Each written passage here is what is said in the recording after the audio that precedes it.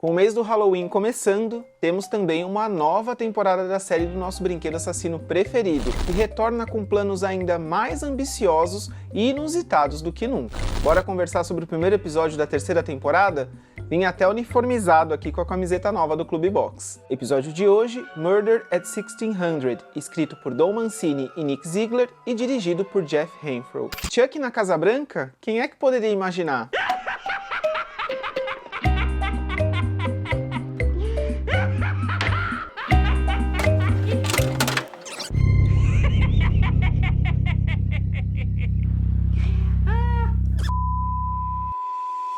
Em sua terceira temporada, Chuck mira em um novo alvo, o ingênuo e inocente Henry Collins, ninguém menos que o filho do presidente dos Estados Unidos. A Casa Branca surge aqui como um refúgio perfeito e seguro, ainda que o Chuck não tenha cortado totalmente os laços com seus antigos amigos. E a temática dessa temporada não surge só nos créditos iniciais com o logo da série escrito ali com as bandeiras dos Estados Unidos, mas também no título do episódio, que faz uma referência direta ao longa Crime na Casa Branca, de 1997, dirigido pelo Dwight Little, cujo título original do filme é justamente Murder at 1600.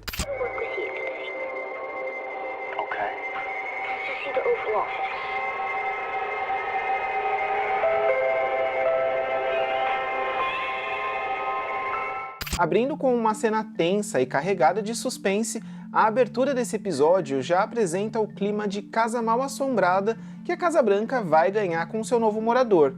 Chuck se apresenta como Joseph ao pequeno Henry, que junto de sua família se mudou recentemente ali para Casa Branca. Tudo é muito novo, assustador e incerto, somado aí a uma perda trágica que a família Collins sofreu. Nos primeiros diálogos entre o Henry e sua mãe, o garotinho faz perguntas sobre fantasmas, sobre a morte, expressando aí dúvidas e angústias que vão ser munição para que o Chuck se aproveite da fragilidade de seu novo amigo para sempre, assim como ele também já fez com outros personagens na série. Esse episódio acerta na introdução dos novos personagens, garantindo tempo de tela suficiente para a gente entender cada um. Além do Henry, temos o pai presidente, chamado James, completamente focado em sua carreira, a mãe, Charlotte Collins, que tenta manter sua família em pé nessa nova casa, e o irmão mais velho do Henry, o adolescente Grant, que abomina a imagem de perfeição que o pai dele representa. Senti bastante a vibe de Andy Barclay nas cenas do Henry conversando com a mãe no início do episódio, e também uma vibe meio Kyle na rebeldia do Grant. Tenho a sensação de que o Don Mancini vai tentar emular aqui a relação de Brinquedo Assassino 2, ainda que seja cedo para saber se vamos ter aí mais momentos entre o Henry e o Grant. Achei isso bem interessante e acho que é um dos potenciais a serem explorados nessa temporada.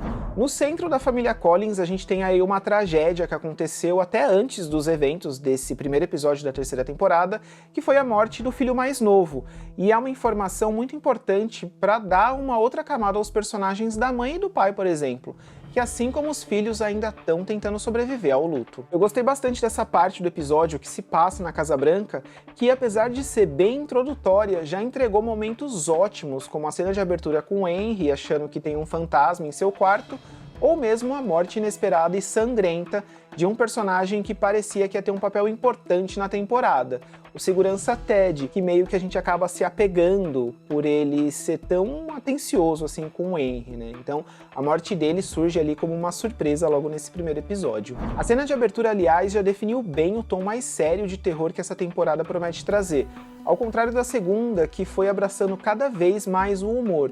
Eu achava lá no começo que ela seria um pouco mais obscura, mas ela acabou abraçando bastante ali o humor e acho que talvez o Don Mancini tente retomar o terror nessa nova temporada, mais ou menos como ele fez com A Maldição de Chuck depois de O Filho de Chuck. Henry, I know moving to a new house can be a little scary, but you'll get used to it. Well, at least there's one good thing. What's that?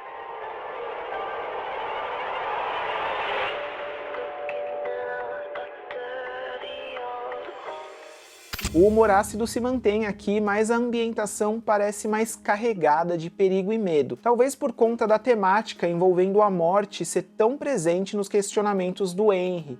É algo que deixa ali o clima mais pesado mesmo. E bom, Devon Sawa mais uma vez de volta agora como presidente. Um papel chave nessa nova leva de episódios, assim como nas temporadas anteriores, como tio e pai do Jake, e depois como Padre Bryce. Eu acho demais que o Don Mancini sempre traz o Devon Sawa de volta, pra mim ele já se tornou uma figura marcante na franquia, ainda mais por conta da interação do Devon Sawa com o perfil do Chuck nas redes sociais. É meio que uma história que dá continuidade além da série, é muito legal acompanhar as tretas e os shades. Mas além do novo núcleo, também ficamos sabendo como estão Devon, Lexi e Jake. Jake segue fazendo lives para tentar encontrar alguma pista do Chuck, a Lexi quer viralizar no TikTok para ter uma audiência que ajude a encontrar sua irmã, e o Devon voltou a gravar seu podcast. Okay, Chucky.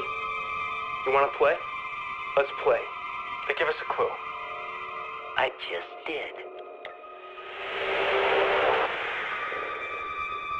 E depois de diversos meses sem nenhuma novidade, o Chuck ressurge propondo um novo jogo de esconde-esconde que logo é descoberto quando o trio fica sabendo da morte que aconteceu na Casa Branca. Teria alguma ligação com aquele boneco que o filho do presidente estava carregando nos braços, naquela matéria que estava passando na TV? Bom, não tinha como esse refúgio continuar em segredo quando todos os olhos do país estão voltados para o lugar onde você se escondeu. Adorei que na cena do Jake fazendo live e falando das suas esculturas com pedaços de bonecas, ele comenta que vai parar de fazer esse tipo de escultura porque chega uma hora que você tem que deixar de lado as lembranças da infância, que é justamente a tagline de Brinquedo Assassino 3. Eu até deixei meu VHS separado aqui para mostrar.